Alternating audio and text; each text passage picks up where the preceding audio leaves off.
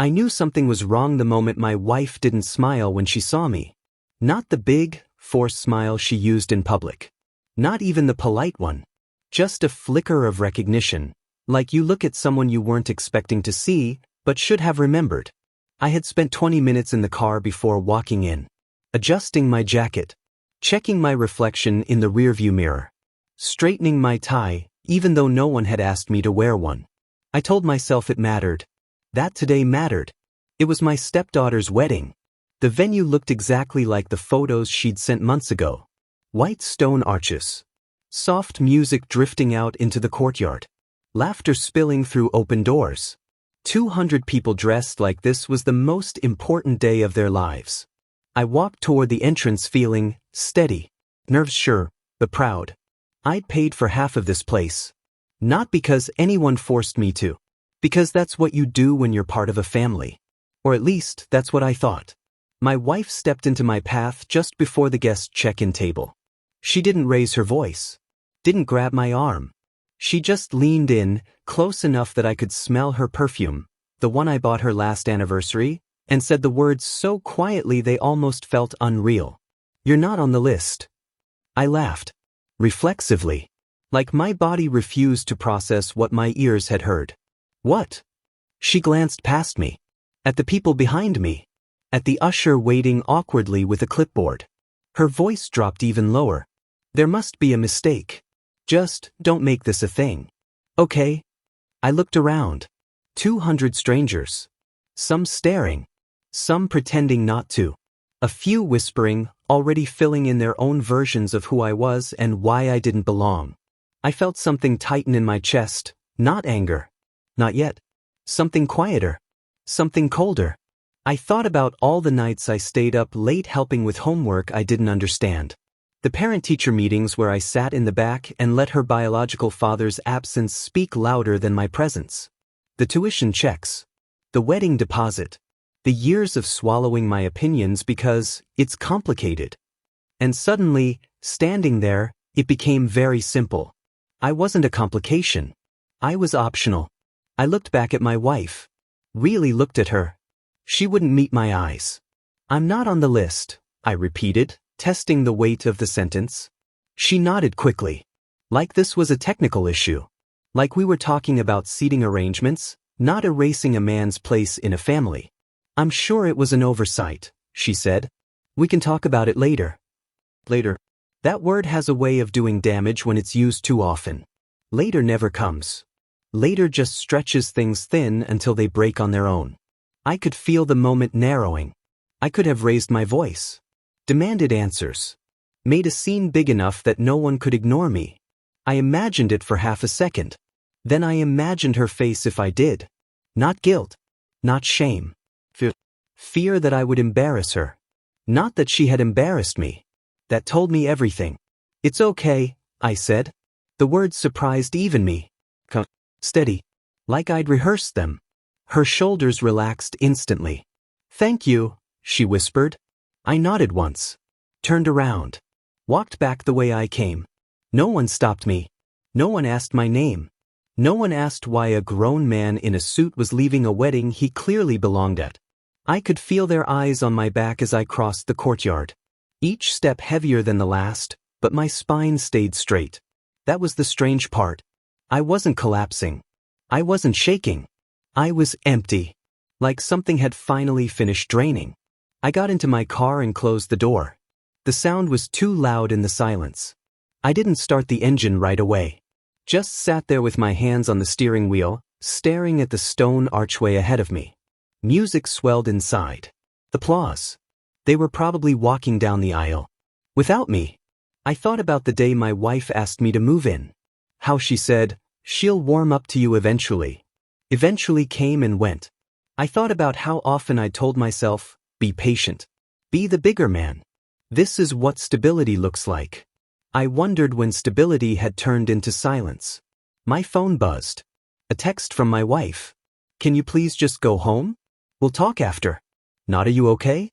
Not "This shouldn't have happened." Just go home. I put the phone face down. For the first time in years, I didn't feel the urge to explain myself. I started the car. As I pulled away, I caught one last glimpse of the entrance in the rearview mirror. The usher had moved on. The clipboard tucked under his arm. My absence already processed. Already irrelevant. That's when the anger finally arrived. Not explosive. Not dramatic. Focused. I realized something as the venue disappeared behind me. This wasn't a misunderstanding. This was a decision. Someone had sat down with a guest list. Typed out names. Counted plates. Chosen who belonged. And at some point they looked at my name and left it out. I drove home on autopilot. The streets were quiet. Normal. Like the world hadn't just shifted under my feet. When I walked into the house, the silence hit harder than the crowd had. No music. No laughter. Just empty rooms filled with things I'd paid for. I loosened my tie. Set my keys down carefully. Too carefully. In the hallway mirror, I caught my reflection. I looked fine. No visible cracks. No sign of the moment I'd been quietly dismissed from a life I thought I was building. That scared me more than if I'd looked broken. Because it meant I'd been training myself for this my whole life. Training myself to accept less. I sat down on the edge of the bed and finally let the question surface. If I wasn't on the list today, when exactly had I stopped being part of the family? And how long had I been pretending not to notice? I didn't cry. I didn't punch a wall. I just sat there listening to the quiet, understanding for the first time that humiliation doesn't always come with noise. Sometimes it comes politely, whispered, at the entrance to a room you thought you belonged in. And as the house settled around me, one thought refused to let go. This wasn't the end of something. It was the moment I finally stopped lying to myself about where I stood. I didn't know what I was going to do yet, but I knew one thing for sure. I would never stand outside my own life again, waiting for permission to be let in. The house sounded different without me in it. Or maybe I was just hearing it for the first time. When I closed the door behind me, the click echoed longer than it should have. The air felt stale, like the rooms had been holding their breath all day, waiting for everyone else to come back. Waiting for noise that wasn't mine. I stood there for a moment, keys still in my hand, jacket still on, unsure where to put myself. That should have been the first sign. A man should know where he belongs in his own house. I walked into the living room and immediately noticed what was missing. The framed photo from last Christmas, the one where we were all sitting on the couch, awkward and stiff, but together, was gone. Not broken. Not fallen. Removed. The outline of dust behind it was still visible on the shelf, like a ghost of something that had never quite been real. I stared at that empty rectangle longer than I meant to. It wasn't anger that hit me. It was confirmation. This wasn't a single bad moment at a wedding. This was continuity. Planning. A pattern I'd been too busy keeping things together to notice. I set my keys down slowly, deliberately, like sudden movements might crack something open inside me. The house was quiet, but my head wasn't. I thought about the first year after I married her. How careful I'd been. How intentional. I didn't want to overstep. Didn't want to replace anyone. Didn't want to be that stepfather. So I stayed neutral. When my stepdaughter rolled her eyes at me, I pretended not to notice. When she ignored my advice, I backed off. When she called her biological father, Dad, and me by my first name, even after he missed birthdays, recitals, entire years, I told myself titles didn't matter. Love would show up eventually. Respect would follow. That's what men like me tell themselves. I walked down the hallway and paused outside her old bedroom. The door was open. Empty now. She'd moved out months ago, but the room still smelled faintly like perfume and old books. I remembered staying up late the night before her college entrance exam, quizzing her from flashcards while she complained about being tired. I remembered the tuition payment confirmations. The quiet pride I felt when she got accepted. I remembered sitting in the audience at her graduation while she scanned the crowd for her mother. Not me. I'd clapped anyway. Harder than anyone. I went into the kitchen and poured myself a glass of water. My hand shook slightly, just enough to notice. I leaned against the counter and let the memory I'd been avoiding finally surface. The first time I should have known. It was years ago at a family dinner. Someone had asked her who paid for her apartment. She'd laughed and said, "My mom and I figured it out." I'd been sitting right there. fork halfway to my mouth. No correction. No pause. I told myself it wasn't worth embarrassing her. I told myself keeping the peace mattered more than credit. Standing in the kitchen now, I realized how expensive that peace had been. My phone buzzed again. Another message from my wife. "We'll talk when you calm down." I stared at the screen, stunned. Calm down. I replayed the moment at the wedding. My voice. My posture. The way I'd walked away without raising my tone. If that wasn't calm, what was she afraid of? The answer slid into place quietly. She wasn't afraid of my anger. She was afraid of my clarity. I set the phone down and sat at the dining table. The same table I'd assembled myself one weekend while they were out shopping. I remembered tightening the last bolt, sweat dripping down my neck, thinking, this is what building something looks like. I looked at the empty chairs. That's when it hit me. I hadn't been building a family. I'd been maintaining one. There's a difference. Maintenance is invisible when it's done right. It's only noticed when it stops. I thought about all the compromises I'd made that no one had ever asked me to make out loud. Swallowing opinions. Funding plans I wasn't consulted on. Apologizing first, even when I wasn't wrong. Telling myself that being needed was the same as being valued. I laughed then. A short, hollow sound that surprised me. Because if I was being honest, I knew exactly when I'd stopped being part of the family. It was the first time I chose silence over self-respect. And then the second. And then the 100th. The wedding wasn't the rejection. It was the receipt. I leaned back in the chair and closed my eyes. Images stacked on top of each other, birthdays, holidays, arguments that ended with me backing down, moments where I felt proud just to be included at the edge. I thought about how often I'd told friends, it's complicated, whenever they asked about my home life. What I'd really meant was, I don't know where I stand. The realization didn't hurt the way I expected. It steadied me. For the first time, I wasn't scrambling to fix something. I wasn't wondering what I could have done differently. I was asking a better question. Why had I accepted a life where my presence was optional, but my support was mandatory? I got up and walked into the bedroom. My wife's side of the closet was immaculate. Mine was functional, practical. Exactly what you'd expect from a man who never planned on leaving. I sat on the edge of the bed, the same spot I'd sat on earlier, and noticed something else. The wedding invitation wasn't there. I searched the nightstand, the drawer, the dresser. Nothing. She'd taken it. I didn't need to ask why. That small, quiet act told me more than any argument could. She hadn't wanted to explain my absence. She'd wanted to erase it. I felt something shift then.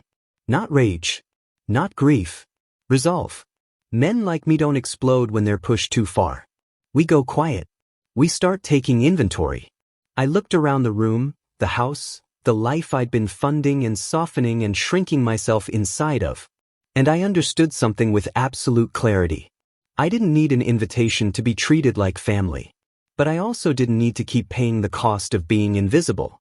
My phone lay on the table behind me, screen dark, waiting. For the first time since I'd left the wedding, I knew what the next step was. I wasn't going to argue.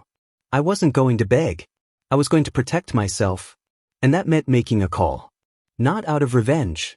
Out of self-respect. I picked up my phone, scrolled to a name I hadn't dialed in years, and paused with my thumb hovering over the screen. The house was still quiet. But inside me, something had finally stopped apologizing for existing. I took a breath. And I pressed call.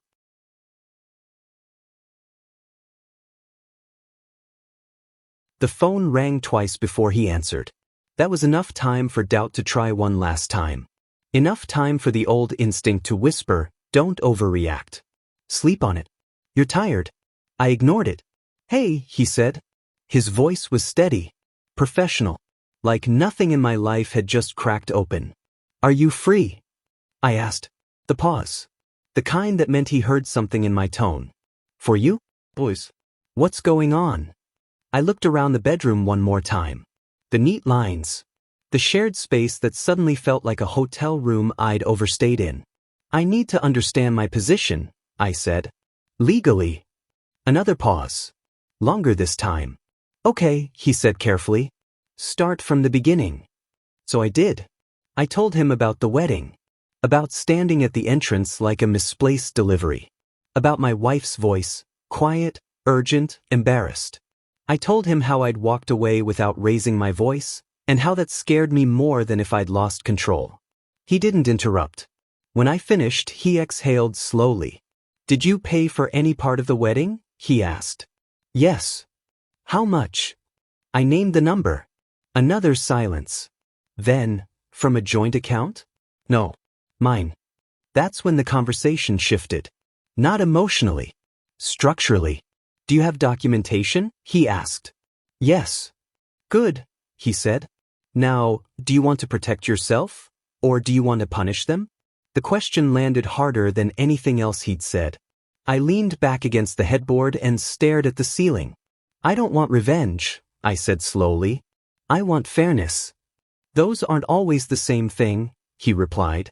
"But they can overlap." He started asking questions. When was the house purchased? Whose name was on the deed? How were expenses split? Where did the wedding funds originate? With every answer, something inside me sharpened. Not anger. Awareness. I realized how little I'd ever asked about structure. How much I'd relied on trust and intention instead of clarity. Men like me grow up believing that providing quietly is noble. No scoreboard. No recognition. Just results. But results disappear when no one's tracking who made them happen. "Here's what I'm seeing," he said finally. "You've been generous. Consistent. Legally present, but emotionally sidelined." That phrase stuck. Emotionally sidelined. "So what are my options?" I asked. He didn't rush this part. "You can continue exactly as you are," he said, "and nothing changes. Or you can draw boundaries. Financially. Legally. Personally." I pictured the wedding entrance again. The clipboard. The missing name. "I think I've already tried option 1, I said. A faint smile crept into his voice. "Then let's talk about option 2. He explained things in plain language. What protections looked like. What separation, not divorce, not yet, could mean. What moving money, documenting contributions, and clarifying ownership would do. Not as a threat. As a reality check. "This isn't about making a statement," he said. "It's about not disappearing." That sentence hit deep. Because disappearing was exactly what I'd been doing. Slowly. Politely. With my own consent. "Did anyone ask you before removing you from the guest list?" he asked. "No." "Then don't ask permission to stop funding a role you no longer occupy." I closed my eyes. For years, I'd waited to be invited into conversations about my own life. Now, someone was telling me I didn't need the invitation. "Do you want me to draft anything?" he asked. "Or are you just gathering information right now?" "I want to gather information," I said. "But I also want to be ready." "For what?" "For the moment they realize things aren't automatic anymore." He was quiet for a second. "That moment always comes," he said. "Usually when the money stops moving without explanation." I thanked him. Hung up. Set the phone down. The room felt different. Not lighter. Clearer. I walked into the office, my office. The one room in the house no one ever touched. Opened my laptop. Pulled up bank statements. Emails. Receipts. There was the wedding deposit. My name. My account. No shared discussion. No shared acknowledgement. Just expectation. I wasn't angry anymore. I was insulted. There's a difference. Anger burns fast. Insult stays. My phone buzzed again. This time, it was my wife calling. I stared at the screen until it stopped. Not to punish her. To think. I realized something in that moment. If I answered, I'd slip back into explaining. Justifying. Soothing. I wasn't ready to do that anymore. I needed to speak from a place that wasn't trying to earn understanding. I needed to speak from fact. I shut the laptop and sat back. The man who'd walked away from the wedding hadn't known what came next. But the man sitting here did. This wasn't about control. It was about presence. And for the first time, I understood leverage, not as a weapon, but as balance. I picked up my phone and typed a single message. "We'll talk tomorrow." No apology. No explanation. Just a boundary. I set the phone face down and looked around the room. This house. This life. They weren't mine because I paid for them. They were mine only if I chose to stay. And suddenly, staying felt like a decision, not a default. As I turned off the light and lay back on the bed, one thought settled in with surprising calm. Tomorrow, they wouldn't be talking to the same man who'd shown up at the wedding. And neither would I. I wasn't there when the doors opened. I wasn't there when the music swelled and everyone stood. I wasn't there when my stepdaughter walked down the aisle, arm linked with her mother, dress flowing, smile practiced. But I could picture it, because for years, I'd been the one imagining moments for other people. Anticipating needs. Filling gaps before anyone noticed they were there. That morning, while the wedding unfolded without me, I sat alone at the kitchen table with a cup of coffee that went cold before I took a second sip. My phone lay face up beside it. Silent. That silence felt intentional. There's a strange thing that happens when you remove yourself from a system you've been holding together. At first, everything looks fine. People smile. Music plays. Schedules move forward. And then, small things start slipping. I imagine the venue manager checking a spreadsheet, double-checking a deposit, wondering why a confirmation hadn't come through yet. I imagined the florist hesitating before unloading the last set of arrangements. Not enough to stop the wedding. Just enough to introduce tension. That's how maintenance works. You don't notice it until it's gone. My phone buzzed around noon. A message from an unfamiliar number. Hello, this is Daniel from Oak Ridge Events. We're having a small issue confirming the remaining balance for today's booking. Could you please call me back? I stared at the screen. So it had started. I didn't feel satisfaction. I felt distance. Like watching a storm roll in from behind glass. I typed back slowly. Please contact the bride or her mother directly. I'm not involved in today's arrangements. I hit send. That was it. No explanation. No bitterness. Just truth. I set the phone down and leaned back in my chair. For years, I'd answered questions that weren't mine to answer. Solved problems I hadn't been consulted about. Today, I let responsibility land where it belonged. I pictured my wife's face when she got that call. The confusion first. Then irritation. Then the slow realization that something fundamental had changed. The wedding continued, of course. It always does. Life doesn't pause just because one man stops carrying weight he was never thanked for. But cracks don't need explosions to be visible. They just need light. Another message came in an hour later. This one from my wife. Why is the venue calling me about payment? No greeting. No concern. Just annoyance. I didn't answer right away. Not out of spite. Out of restraint. I took a walk instead.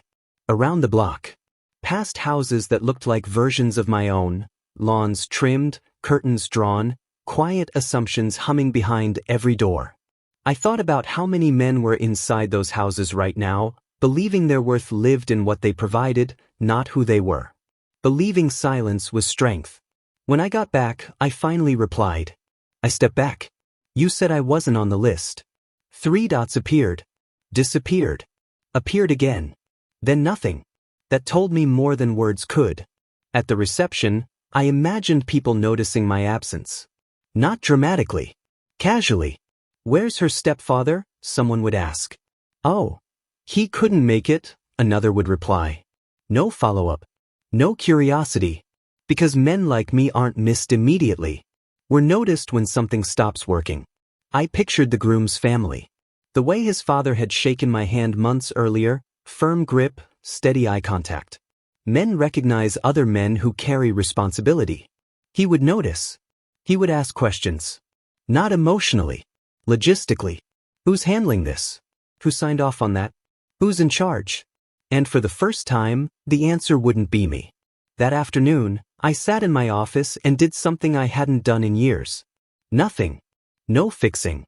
No anticipating. No stepping in.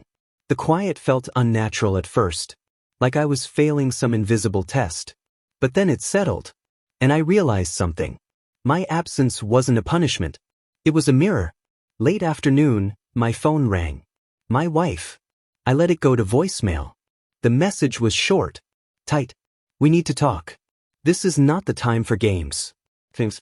I smiled, not because it was funny, but because it was predictable. When men stop overfunctioning, they're accused of being cruel. When they stop explaining, they're accused of being manipulative. I didn't call back. I didn't need to. The wedding would end. The guests would leave. The music would fade. And then there would be a reckoning. Not because I demanded one, but because systems don't survive when their quiet backbone walks away. That evening, as the sun dipped low and the house filled with long shadows, I poured myself a drink and stood by the window. Somewhere across town, a toast was being made. Someone was thanking family for their support. I wondered if my name would come up. Probably not. And for the first time, that didn't hurt.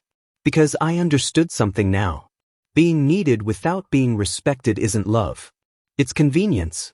I finished my drink and set the glass down. Tomorrow the questions would get sharper. The tone would change. And when my wife finally sat across from me, not as a host, not as a gatekeeper, but as a woman facing consequences, I would be ready.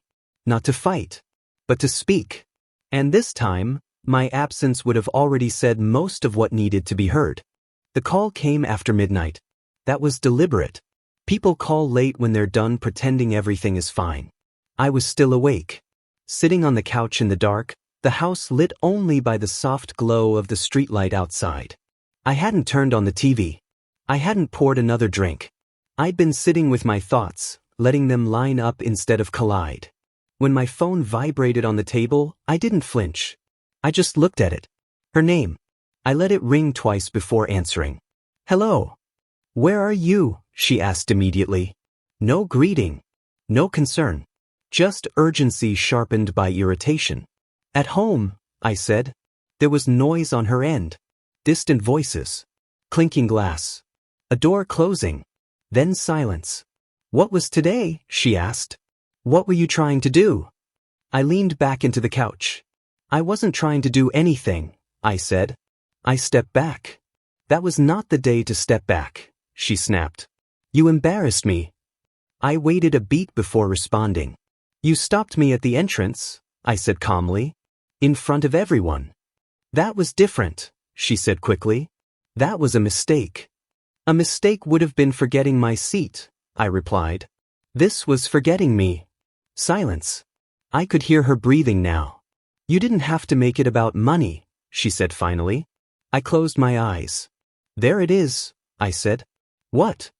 You think this is about money, I continued. That's the only way this makes sense to you. Well, isn't it?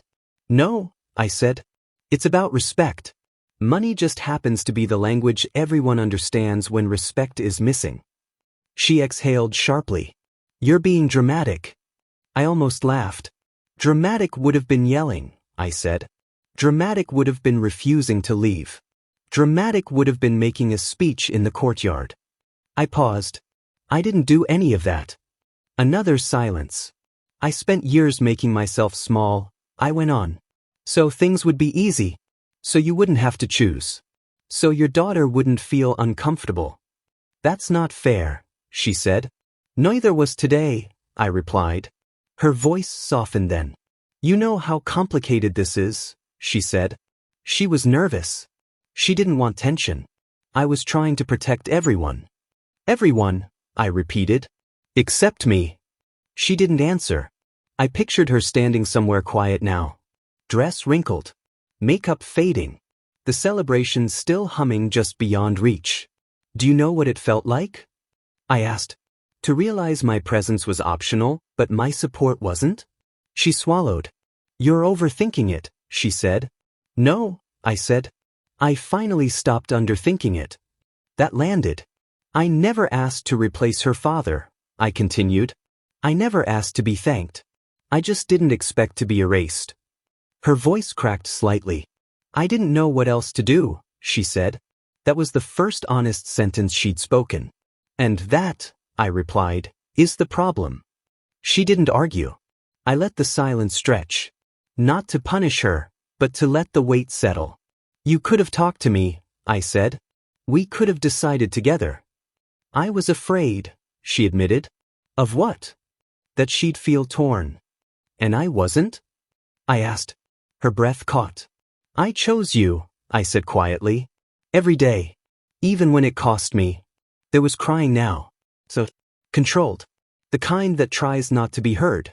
I didn't realize how much, she whispered. That doesn't undo it, I said. Understanding isn't the same as repair. She was quiet for a long moment. So what happens now? She asked. There was. The question she'd been circling since the venue called. I'm not sure yet, I said honestly. But I know what doesn't happen anymore. What? I don't make myself invisible to keep the peace, I said. I don't fund roles I'm not allowed to stand in. And I don't apologize for existing in my own marriage. Her breathing steadied. Are you leaving? She asked. The fear in her voice was real. I'm choosing myself, I said. What that looks like, we'll talk about. She didn't say anything for a long time. When she finally spoke, her voice was smaller. I never meant to hurt you. I know, I said. But intention doesn't cancel impact. The line went quiet again. We'll talk tomorrow, she said. Yes, I agreed. We will. I ended the call before either of us could undo what had just been said. I sat there in the dark, phone resting in my hand, heart steady. I didn't feel victorious. I felt clean. Like something heavy had finally been named. For the first time, I wasn't waiting for her to understand me. I'd understood myself. And that changed the balance completely. Tomorrow wouldn't be easy, but it would be honest. And whatever came next, I knew one thing with absolute certainty. I would never again beg for a place I'd already earned. The morning after the wedding felt quieter than it should have. Not peaceful. Not calm. Just exposed. Like the house had lost its ability to pretend everything was normal. I woke up before my alarm and lay there staring at the ceiling, listening to the faint hum of traffic outside. For the first time in a long while, I wasn't replaying an argument or rehearsing what I should have said. The words had already been spoken. There was nothing left to explain. I got out of bed and moved through the house slowly. The kitchen. The living room. The hallway with the photos. Some missing now, some still hanging out of habit rather than intention. I poured myself coffee and stood by the window, watching a neighbor load folding chairs into the back of his car. Leftover evidence from a party, maybe. A celebration already passed. That's when it occurred to me. The wedding was over. Whatever narrative they'd wanted to preserve, whatever version of the family they tried to present, had already run its course. And yet I was still standing. My phone buzzed while I was mid-sip. A message. Not from my wife. From a number I didn't recognize. This is Michael. I'm Emily's father-in-law. I hope it's okay that I'm reaching out. I stared at the screen longer than I needed to. So he'd noticed. I set the mug down carefully and replied. Of course. What can I help you with? The response came quickly. I wanted to thank you. For everything you did behind the scenes. Yesterday didn't go exactly as planned, but I could tell you were the one holding a lot of it together. I leaned back against the counter. Interesting choice of words. Holding it together. He didn't say included. He didn't say celebrated. He said holding it together. I typed slowly. I wasn't there. The pause. I know. That's why I'm reaching out. That stopped me. Men like him notice structure. Logistics. Responsibility. He'd been watching not for sentiment, but for stability. Emily spoke very highly of you over the years, he continued. She mentioned your consistency. I wanted you to know, it showed. I exhaled. There was not validation, recognition. And it hadn't come from the people I'd been trying to please. I replied simply. I appreciate you saying that. We exchanged a few more messages. Polite. Measured. Then it ended. I set the phone down and stared out the window again. I thought about my stepdaughter. About all the years I'd shown up early, stayed late, kept my voice steady when things were tense. I'd never sat her down to lecture her about respect. Never demanded gratitude. But I had modeled something. Consistency. Accountability. What it looked like to keep your word even when no one was watching. And suddenly, I understood something that softened the edge I'd been carrying. Even if she never said it out loud. She knew. You don't grow up around that kind of steadiness without absorbing it. Around noon, my wife came home. I heard the door before I saw her. The familiar click of the lock. Her footsteps slower than usual, like she wasn't sure how loudly she was allowed to exist. She stood in the doorway to the living room, still in yesterday's clothes, hair pulled back in a tired knot. We looked at each other. No anger. No performance. Just two people finally seeing the cost of avoidance. "Emily left early," she said. I nodded. She didn't say much, my wife added. Just hugged me. And thanked me. She hesitated. She asked about you. I felt that, not as a stab but as a weight. "What did you say?" I asked. "That you needed space," she replied. "That you'd always been there for her." I studied her face. "And do you believe that?" I asked quietly. She swallowed. "Yes," she said. "I do now." We stood there in the silence that followed. Not hostile. Not warm. Honest. "I didn't realize how much of the structure you were," she said finally. "I just thought things worked." I nodded. "That's usually how it looks," I said. "Until it doesn't." She sat down on the couch, hands folded in her lap. "She didn't mean to hurt you," she said. "I know," I replied. "But meaning well doesn't teach much. Actions do." She looked up at me then. "What are you saying?" I took a breath. "I'm saying I don't need an apology from her," I said. "I need to know that what I modeled mattered. That it wasn't invisible." My wife nodded slowly. "It mattered," she said, "even if we didn't acknowledge it." That was as close to an admission as she'd ever given me. And it was enough, for now. That afternoon, I went for a long walk. Past the park where I'd taught my stepdaughter how to drive. Past the coffee shop where I'd waited during parent-teacher meetings, pretending not to care. I realized something with every step. Legacy isn't built on proximity. It's built on example. I didn't need to stand at the altar to have left a mark. I'd already done that, quietly, consistently, without applause. And for the first time since the wedding, I felt something close to peace. Not because things were fixed, but because I finally understood my place. Not in their story. In my own. As the sun dipped lower and the shadows stretched across the sidewalk, one thought stayed with me. Even if she never invites me into the room again, she will carry forward what she learned there. And that was something no guest list could take away. I didn't plan to go back. That's the part people never believe. They think men like me return for closure, or revenge, or one last dramatic speech. The truth is simpler and harder to explain. I went back because silence had done its job.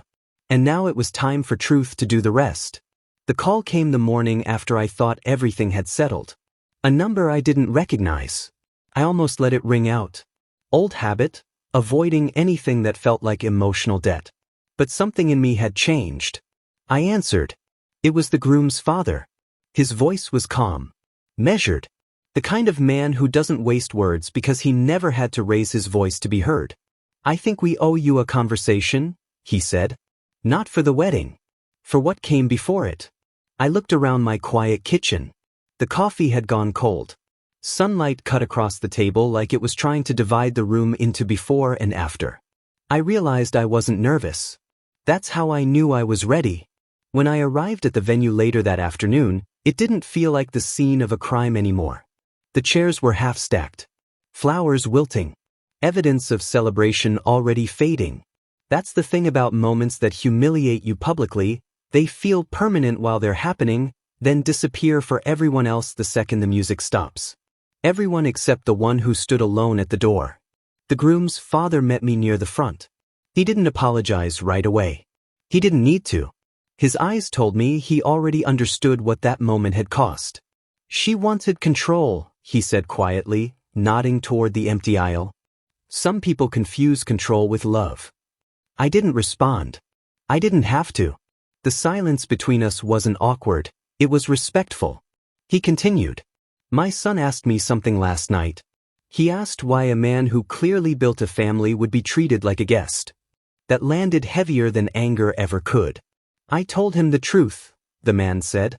"That sometimes the strongest men in the room are the ones no one bothers to thank until they're gone." For a moment, I felt something unfamiliar tighten in my chest. Not rage. Not sadness. Recognition. That's when she walked in. My wife, still wearing the confidence she'd practiced for years, but now it didn't sit right on her shoulders. Like a jacket borrowed from someone taller. Someone steadier. She stopped when she saw me. Not because she was surprised. Because she wasn't in control anymore. "You came," she said. "I was invited," I replied. The words weren't sharp. They didn't need to be. Truth doesn't raise its voice. She opened her mouth, then closed it. For once, there was no script. No audience to manipulate. No leverage. The groom's father stepped back, not away, just aside. Giving us space without abandoning either of us. A quiet show of character. "I didn't think it would become this," she said. I nodded slowly. That's usually how it happens. Her eyes searched my face, looking for something, anger, weakness, forgiveness she hadn't earned yet. What she found instead was calm. "I spent years trying to be useful," I said. "Helpful. Convenient. I thought love meant staying quiet so everyone else could be loud." She flinched. Not because I accused her, but because I finally stopped accusing myself. "I wasn't trying to erase you," she said. "I know," I replied. "You were just comfortable forgetting me." That was the line that broke the illusion. Her shoulders sagged. The posture of someone realizing too late that control doesn't equal respect, and never did. "I don't know how we got here," she whispered. I took a breath. Slow. Grounded. "I do. We got here because I taught you that my presence was optional." Silence fell again. But this time it wasn't empty. The groom's father cleared his throat gently. "There's one more thing," he said. "My son asked that you were noticed. Even when no one said it." That was it. Not a speech. Not an apology tour. Just acknowledgement. And suddenly, I understood something that had taken me years to learn. Closure doesn't come from winning. It comes from no longer needing to explain your worth. I turned to leave. My wife called my name, not urgently, not dramatically. Just honestly. "I don't know what happens now," she said. I paused at the door. The same door that once told me I didn't belong. "Neither do I said. "But whatever happens next, it starts with the truth. And the truth is, I finally remembered who I am." I stepped outside. The air felt different. Not lighter. Clear. Behind me, the venue stood quiet. Ahead of me, nothing was certain. And for the first time in a long time, that didn't scare me. Because a man who knows his value doesn't need permission to walk forward. He just does. The strange thing about clarity is that it doesn't arrive with fireworks. It comes quietly. Like waking up one morning and realizing the noise you lived with for years is finally gone. In the weeks after the wedding, people expected fallout. Drama. Legal threats. Emotional back and forth. They assumed something explosive had to happen because that's how stories usually end. With raised voices. With winners and losers. But nothing exploded. Instead, things settled. And for the first time in a long time, I let them. I moved out of the guest room and into a small apartment across town. Nothing fancy. Clean lines. Morning light. A place where every object had a purpose, and none of them were chosen to impress anyone else. The first night there, I slept on a mattress on the floor. No television. No background noise. Just silence. I slept better than I had in years. That was when it hit me, how long I'd been living in reaction mode. Adjusting. Absorbing. Making myself smaller so the structure wouldn't crack. I told myself it was maturity. Compromise. But real love doesn't require erasure. My wife and I spoke only when necessary at first. Practical conversations. Paperwork. Logistics. No accusations. No rehashing the past like a crime scene. We both seemed to understand that digging for blame wouldn't build anything new. One evening, she asked if we could talk. Not to fix things. Just to understand them. We sat across from each other in a neutral space. A cafe neither of us had history with. I noticed how different she looked when she wasn't performing for an audience. Smaller. Quieter. Human. "I didn't realize how much you carried," she said. I nodded. Neither did I. That's kind of the problem. She asked if I hated her. I thought about it carefully. Then I answered honestly. No. But I stopped loving the version of myself I had to be with you. She closed her eyes. Not in defense. In acceptance. That was the moment I knew whatever we were going to become, together or apart, it wouldn't be built on pretending anymore. Work changed too. Not because I chased some dramatic promotion or announced a reinvention on social media, but because I stopped saying yes to things that hollowed me out. I renegotiated contracts. Turned down projects that paid well but cost me my weekends, my sleep, my sense of self. Something surprising happened. People respected it. Not immediately. Not universally. But the ones who mattered did. Boundaries, it turns out, don't make you less valuable. They make you legible. One afternoon, I got a message from my stepdaughter. Just a few lines. She said she was sorry she didn't speak up. She said she didn't know how to thank me for the years I showed up quietly. She said she was starting to understand what strength actually looked like. I didn't respond right away. Not because I didn't care, but because I wanted to answer from a place of wholeness, not hunger. When I did reply, I kept it simple. I'm proud of the woman you're becoming. You never owed me loyalty. Just honesty, with yourself. That felt like closure. Not the kind that slams a door. The kind that gently closes it so it doesn't creak anymore. There were moments, of course, when the old reflexes tried to come back. When I reached for my phone to over-explain. To smooth things over. To reinsert myself where I was no longer required. Each time I stopped and asked myself one question.